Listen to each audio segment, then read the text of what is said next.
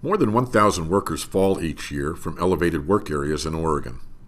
Preventing those falls can be simple and quick if you know what to do. The photos you see in this video are actual inspection photos. The good work practices are highlighted by a green check mark, and the bad work practices are highlighted by a red X. Take note and compare your own work practices.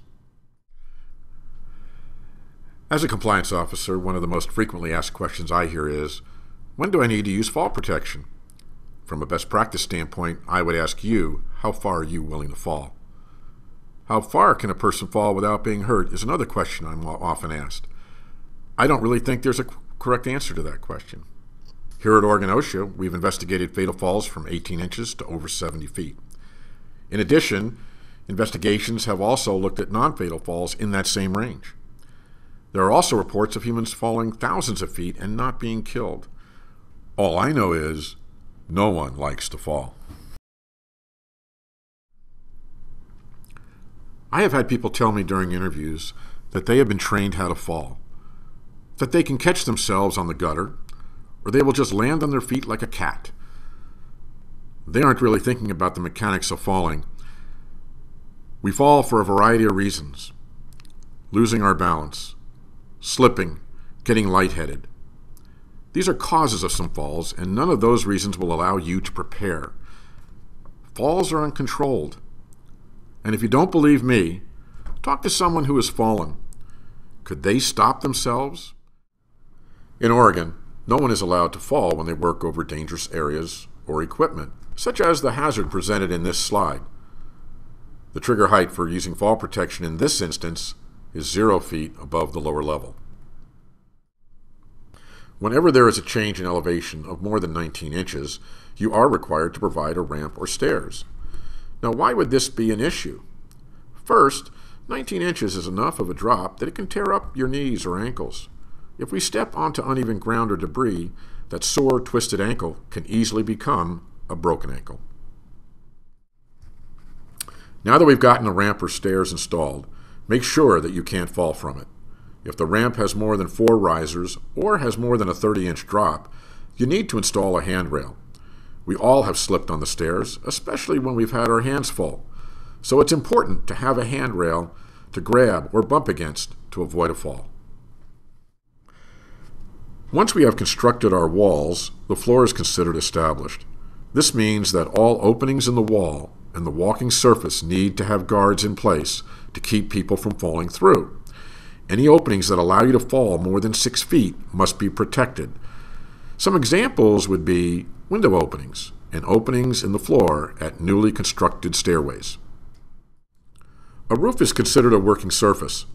Skylights that would allow a fall of more than 6 feet must have guards in place too. Don't rely on the plastic bubble either.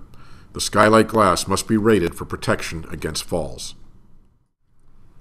Generally speaking, when you are working on a roof, the trigger height for fall protection is 10 feet. The exception is if there are skylights or openings on the roof. In that case, the distance is lowered to 6 feet.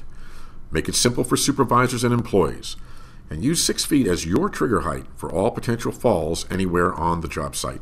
This will help you stay in compliance and make it easy to remember. Unfinished work surfaces, such as leading edge work, have a trigger height of 10 feet. Remember that once the walls go up, it becomes an established floor. Anyone erecting steel buildings should know about the requirements for fall protection that are included in the steel erection codes. They allow for falls of 15 and 30 feet in some limited circumstances. Now that you know the trigger heights, you must decide how to protect yourself and others. That choice is up to your company in most cases. There are many options available, from guardrails and scaffolds to nets and catch platforms to personal fall systems. Whatever the choice, make certain that everyone has been trained on how to install it, inspect it, use it, and they understand what the limitations are. If you are having trouble, ask for help. There are consultants, safety suppliers, and business associations that may have the answer for you. You don't have to go it alone. If you're looking for resources to improve your fall protection program, visit the A through Z topic list. You can find it by going to the Oregon OSHA website and clicking on the A through Z topic list, located on the left side of the page. Oregon OSHA offers free classes, both online and in person, that cover fall protection. Go to the website and select the education link on the left side of the page. All of our classes are listed there, and many other resources. Oregon OSHA also offers personalized on-site assistance for Oregon employers. You'll get free confidential suggestions offered by our safety and health professionals. Give us a call or click the consultation link on the left side of the website. Don't become a statistic. Let's return home in the same condition when we reported to work. Identify those fall hazards and have a plan to prevent employees from falling.